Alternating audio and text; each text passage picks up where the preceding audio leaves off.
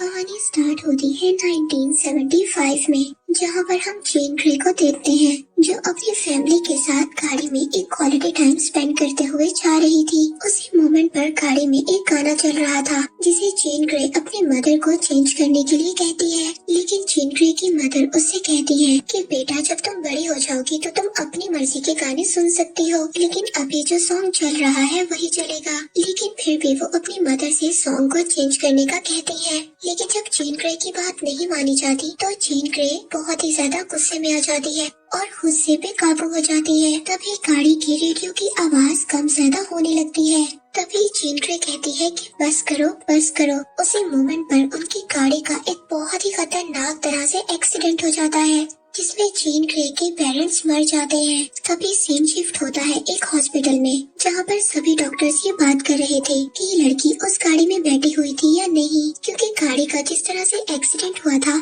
इसको बहुत ही ज्यादा इंजरीज होनी चाहिए थी, लेकिन जेन ग्रे बिल्कुल भी इंजर्ड नहीं हुई थी। तभी डॉक्टर कहते हैं कि हमें इस बारे में कुछ नहीं पता, लेकिन ये लड़की उस गाड़ी में जरूर थी। उसी मोमेंट पर हॉस्पिटल में एंट्री होती है चार्ल्स सेवियर की। वो आकर जेन से बातें करने लगता है। जेन उससे पूछती है कि मेरे पेरेंट्स कहाँ पर हैं। चार्ल्स उसको बताता है कि कार के एक्सीडेंट की वजह से तुम्हारे पेरेंट्स की डेथ हो गई। जेन ग्रे उससे पूछती है कि अब मेरा क्या होगा। चार्ल्स जेन ग्रे को कहता है कि तुम मेरे साथ रहोगी। हमारा एक स्कूल है जहाँ पर तुम्हारे जैसे और भी बच्चे हैं, तुम वहाँ पर जाकर उनके साथ रहोगी। लेकिन जेन ग्रे उसको मना कर देती है और कहती है कि मैं तुम्हारे साथ नहीं जाना चाहती। तभी चार्ल्स उसको अपनी पॉकेट से एक पेन निकाल कर देता है। वो उसको कहता है कि ये मेरी तरफ से तुम्हारे लिए एक गिफ्ट है, इसको रख लो। जेन ग्रे उसको कहती है कि मैं इस तोहफे का तुम्हारी क्या करूँगी। वो जेन ग्रे को कहता है कि इस पेन से या तो तुम एक बहुत ही प्यारी ड्राइंग कर सकती हो या फिर इससे किसी की आँख पर अटैक कर कर उसकी आँख को बाहर निकाल सकती हो, और ये डिपेंड करता है तुम्हारे ऊपर कि तुम इस पेन को किस तरह से यूज करोगी।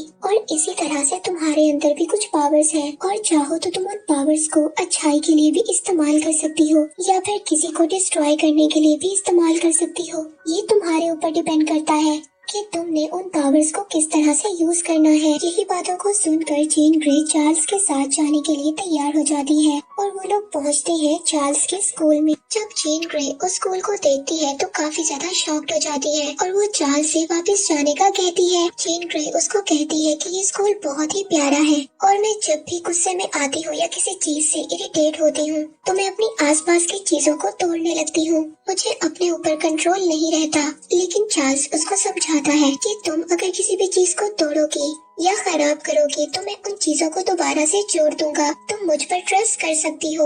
यहीं पर कहानी आगे बढ़ती है और हमें 9 साल बाद दिखाया जाता है जहाँ पर हम 1992 में नासा का एक स्पेस मिशन देखते हैं। कई सारे नासा के साइंटिस्ट इस स्पेस में जाकर एक सैटेलाइट को एस्टेब्लिश करना चाहते थे, लेकिन एक मोमेंट पर उनका स्पेसशिप बंद हो जाता है। तभी उनके प्रेसिडेंट कॉल करते हैं चार्ल्स सेवियर को, जो कि एक्समैन के नाम से काफी ज्यादा फेमस थे। वहाँ के प्रेसिडेंट चार्ल्स को बताते हैं कि हमारा एक मिशन जो स्पेस पर होने वाला था वहाँ पर बहुत ज्यादा लोग खतरे में हैं और उनकी तरफ कुछ सोलर वेव्स आ रही हैं जो बहुत ही बड़े खतरे का बायस बन सकती हैं। अब चार्ल्स उनको कहते हैं कि प्रेसिडेंट ये काम आप हम पर छोड़ दें, हम सब मिलकर इस काम को ठीक कर देंगे। अब चार्ल्स सेवियर अपने आदमी को ये सब कुछ बताते हैं और इसके बाद हमें दिखाई जाती है एक्समैन की टीम। इस एक्समैन की टीम में जेन ग्रे भी शामिल होती है। अब इस एक्समैन की टीम की एक फीमेल मेंबर उन सबको कहती है कि हम वहाँ जाकर उन सबको बचाएंगे और वापस आ जाएंगे और इस काम में हमें किसी के लिए भी ज्यादा खतरा नहीं उठाना। अब जब सब लोग वहाँ पर स्पेस में पहुँच जाते हैं तो वहाँ जाकर उनको पता चलता है उनके सामने एक बहुत ही बड़ी वेव है जो कि सूर्य से आ रही है। उन वेव्स के पास जाने से साइंटिस्ट का शिप पूरी तरह से बंद हो गया था और बहुत ही तेजी से घूमने लग गया था, जिसकी वजह से अब सभी की जान खतरे में थी। तभी एक्समैन की टीम से फीमेल मेंबर अपने दूसरे मेल साथी को कहती है कि अपने आई ब्लास्ट की हेल्प से कि स्पेसशिप की स्पीड को कम करो, क्योंकि उसकी स्पीड बहुत ज्यादा तेज थी और वो काफी ज्यादा तेज घूम रहा था। तभी एक्समैन का एक मेंबर उनकी स्पेसशिप में जाकर एक टेलीपोर्ट पर सबको बिठाकर अपने स्पेसशिप में ले आता है। अब उस टेलीपोर्ट में बैठी एक लड़की कहती है कि हमारे कमांडर अभी भी उस शिप में है। तभी एक्समैन की टीम कहती है कि वो वेव्स तुम्हारे शिप के बहुत ज्यादा करीब है, अगर हम दोबारा उस शिप पर गए तो हम सबके लिए बहुत बड़ा खतरा हो सकता है। हमें अभी के अभी सब लोगों को यहाँ से वापस जाना होगा। और इन सभी बातों के दौरान चार्ल्स सेवियर सबके माइंड को रीड कर रहा होता है। तभी चार्ल्स एक्समैन की टीम मेंबर मिस्टीक को कहता है कि ये काम जीन ग्रे कर सकती है। ऐसा कोई काम भी नहीं है जो जीन ग्रे के लिए इम्पॉसिबल हो। तभी जीन ग्रे उस शिप में जाकर कमांडर को बचाने के लिए तैयार हो जाती है। अब जीन ग्रे काइट के जरिए उस स्पेस शिप में पहुंच जाती है कमांडर को बचाने के लिए। मिस्टीक जीन ग्रे को कहती है कि तुम्हारे पास सिर्फ 30 सेकंड है और तुम्हें जल्दी ये काम करना होगा। स्पेस में जब जीन ग्रे जाती है तो वहाँ पर उसको कमांडर नहीं मिलते और इसी मोमेंट में 20 सेकंड गुजर जाते हैं। और जैसे ही एक्समैन की टीम के मेंबर को कमांडर मिलते हैं तो वो वहाँ से लेकर उनको निकल जाता है। और अब सिर्फ 3 सेकंड बचे थे और जीन ग्रे उसी स्पेसशिप में रह गई थी और वो वेव्स भी शिप के बहुत ज्यादा करीब आ गई थी जो स्पेसशिप के इर्द गिर्द घूम रही थी। वो अब समा जाती है जीन ग्रे के अंदर और दूर से देखने पर ऐसा लगता है कि वहाँ पर कोई ब्लास्ट हुआ है और वो सभी ये समझते हैं कि जीन ग्रे मर चुकी है। लेकिन थोड़ी देर बाद जीन ग्रे बिल्कुल नॉर्मल होती है और वो स्पेस में फ्लोट कर रही होती है। तभी वहाँ पर एक्समैन का शिप आता है और जीन ग्रे को अपने साथ लेकर दोबारा अर्थ पर आ जाता है। अब इस कारनामे के बाद एक्समैन की पूरी टीम काफी ज्यादा फेमस हो गई थी और सब लोग हीरो बन चुके थे कि कैसे एक्समैन की टीम ने स्पेस में जाकर नासा के साइंटिस्ट की जान बचाई। अब मिस्टीक वापस आकर चार्ल्स पर काफी ज्यादा गुस्सा करती है और कहती है कि तुम्हारी वजह से जीन ग्रे की जान जा सकती थी।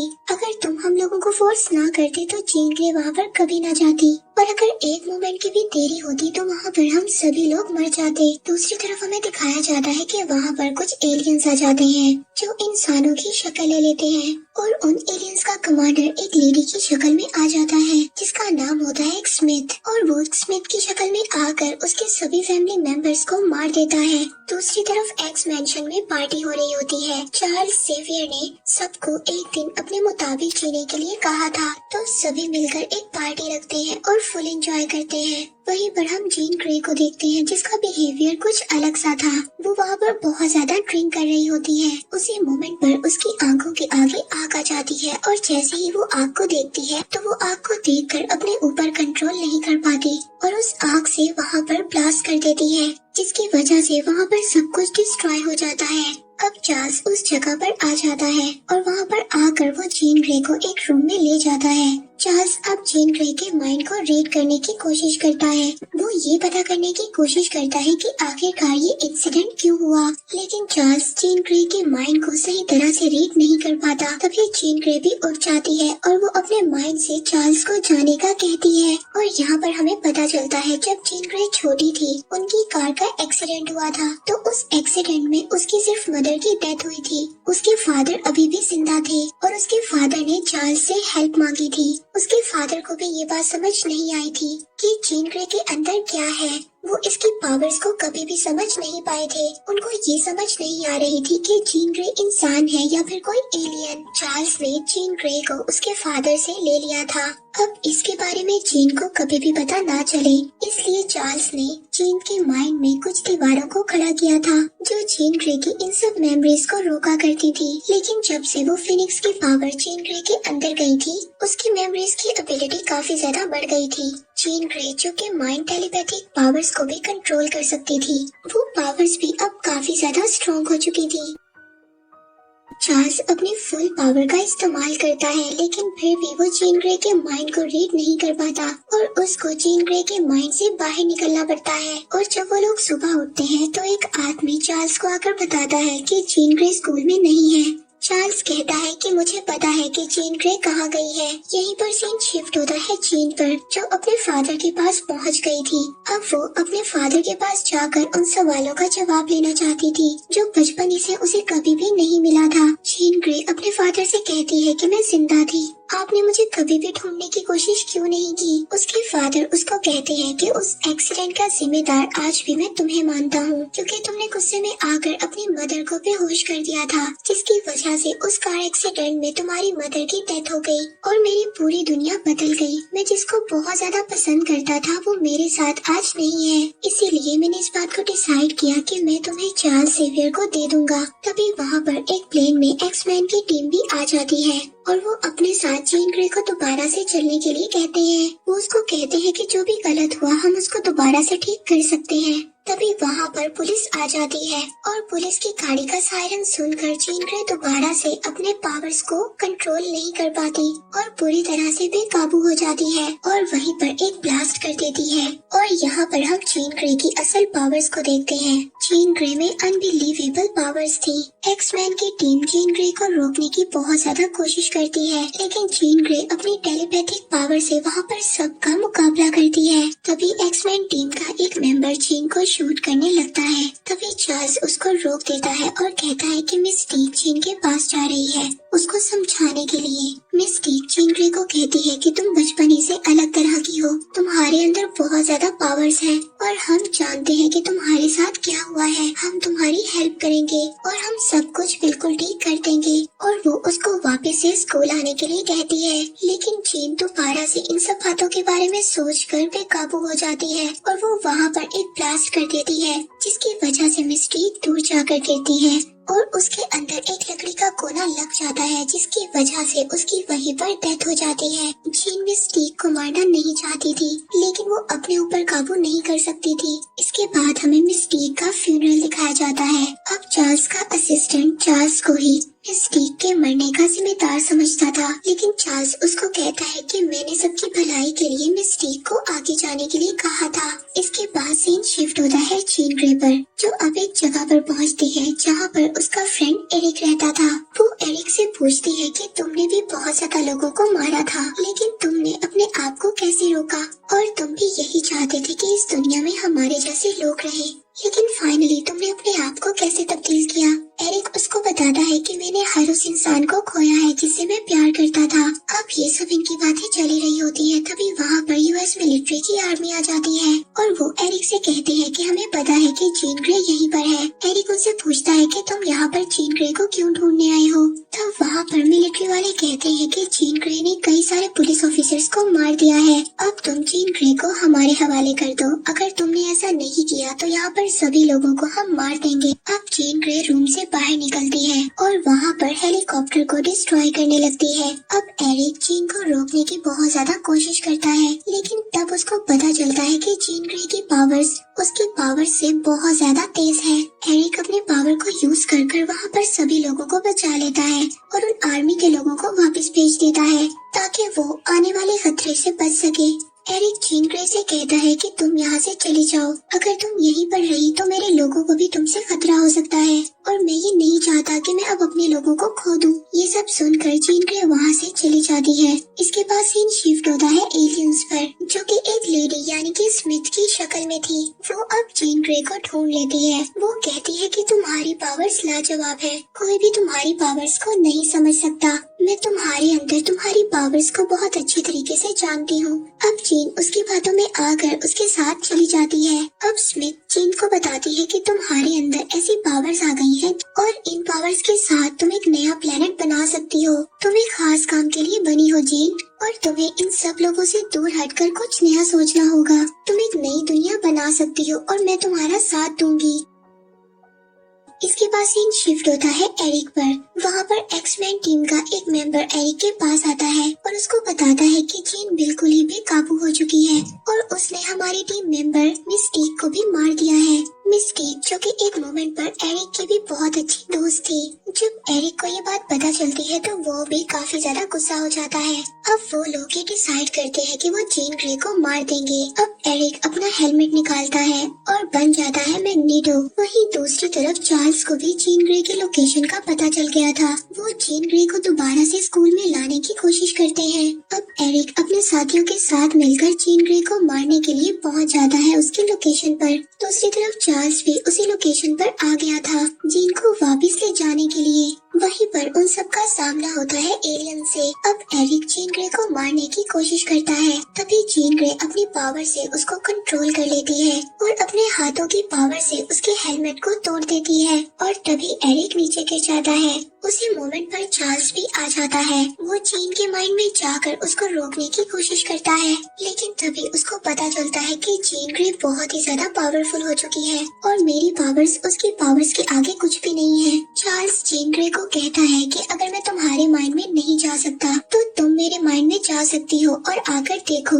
तुम्हें पता चले कि उस वक्त कौन गलत था और कौन सही था, कि तुम्हारे फादर ने तुम्हारे साथ क्या किया और मैंने तुम्हारे साथ क्या किया। अब जीन जब चार्ल्स के माइंड को रीड करने लगती है तो उसको पता चलता है कि वो चार्ल्स ही था जिसने बचपन में उसको सहारा दिया था और उसकी पावर्स को कंट्रोल करने में उसकी हेल्प की थी। और ये वही मोमेंट था जब चार्ल्स ने कहा था, ये गिफ्ट है जो तुम्हें गॉड की तरफ से मिला है और इस गिफ्ट को चाहो तो तुम लोगों की भलाई के लिए इस्तेमाल कर सकती हो या फिर लोगों को डिस्ट्रॉय करने के लिए इस्तेमाल कर सकती हो। जब जीन ग्रे को ये बात समझ आती है तो वो स्मिथ से कहती है कि मुझे ये पावर्स नहीं चाहिए, ये सभी पावर्स तुम ले लो। लेकिन जीन को ये नहीं पता था कि ये एक एलियन है। अब स्मिथ जीन ग्रे की पावर को लेने लगती है, लेकिन चार्ल्स स्मिथ के माइंड को रीड कर लेता है और उसको पता चल जाता है कि ये एक एलियन है। वो जीन ग्रे को मना करता है कि तुम इसको अपनी पावर्स मत दो, ये तुम्हारी पावर से पूरी दुनिया को खराब कर सकती है और पूरी दुनिया को डिस्ट्रॉय भी कर सकती है। लेकिन उस मोमेंट पर जीन बिल्कुल बेकाबू हो जाती है।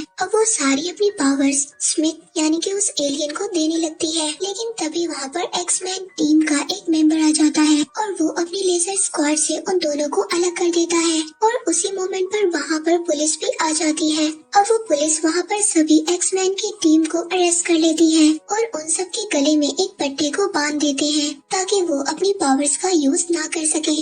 दूसरी तरफ ट्रेन पर दिखाए जाते हैं हमें कुछ एलियंस जो जीन ग्रे को ढूंढने के लिए आए होते हैं। वहाँ पर पहुंचकर वो सभी पुलिस वालों को मारने लगते हैं। तभी चार्ल्स जेवियर और उसकी टीम पुलिस वालों को कहते हैं, अगर आप लोग हमें आजाद कर देंगे तो हम आप लोगों की हेल्प कर सकते हैं और उन एलियंस को खत्म कर सकते हैं। तभी एक पुलिस वाला उन सब के लॉक्स को खोल देता है। अब यहाँ पर एक्समैन की टीम उन एलियंस का मुकाबला करती है। दूसरी तरफ चार्ल्स जीन ग्रे के माइंड में जाकर उसको कहता है कि ये एलियंस तुम्हारी पावर को लेना चाहते हैं और अगर तुम्हारी पावर्स इनके पास चली गई तो ये पूरी दुनिया को डिस्ट्रॉय कर देंगे। तभी यहाँ पर चार्ल्स को जीन ग्रे की आवाज आती है कि हाँ, मैं अपनी टीम की हेल्प करने के लिए तैयार हूँ। हम देखते हैं जीन ग्रे को और वहाँ पर स्मिथ भी आ जाती है जिसके पास अब जीन ग्रे की भी पावर्स थी। वो वहाँ पर आकर सभी एक्समैन की टीम को हटाने लगती है अपने रास्ते से। तभी वहाँ पर जीन ग्रे भी जाग जाती है। वो सभी एक्समैन की टीम को बचाकर एक जगह पर ले आती है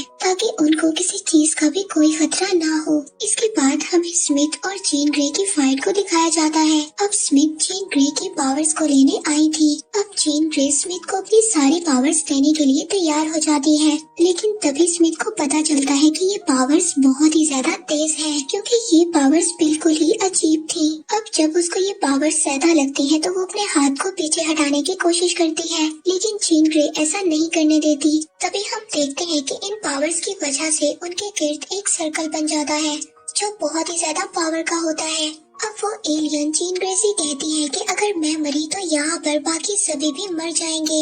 अब जीन ग्रे इस बात को डिसाइड करती है कि वो अपने आप को सेक्रीफाइस कर देगी। जीन ग्रे अपने साथ स्मिथ को लेकर स्पेस में चली जाती है और अपनी पूरी फोर्स लगाकर स्मिथ को मार देती है। तभी स्पेस में दिखाया जाता है एक जोर से ब्लास्ट जो कि खत्म होता है एक डार्क फिनिक्स की रोशनी के साथ और इसी के साथ ये सारी फाइट यहीं पर खत्म हो जाती है। इसके बाद हमें दिखाया जाता है चार्ल्स का स्कूल। अब उस स्कूल का नाम जीन ग्रे गिफ्टेड स्कूल रख दिया गया था। अब चार्ल्स भी उस स्कूल से रिटायर्ड हो गया था। अब वहाँ का नया प्रिंसिपल चार्ल्स का असिस्टेंट हैंक होता है। इसके बाद इस मूवी में हमें दिखाया जाता है चार्ल्स और एरिक जो कि बहुत पहले बहुत अच्छे दोस्त हुआ करते थे, लेकिन अपने माइंडसेट की वजह से वो लोग अलग हो गए और उन दोनों के रास्ते भी अलग हो चुके थे। तभी वो लास्ट चेस का मैच खेलते हैं और तभी हमें दिखाई जाती है आसमान में एक रोशनी जो कि ये बताती है कि जीन ग्रे अभी भी जिंदा है। और इसी के साथ ये मूवी यहीं पर एंड हो जाती है।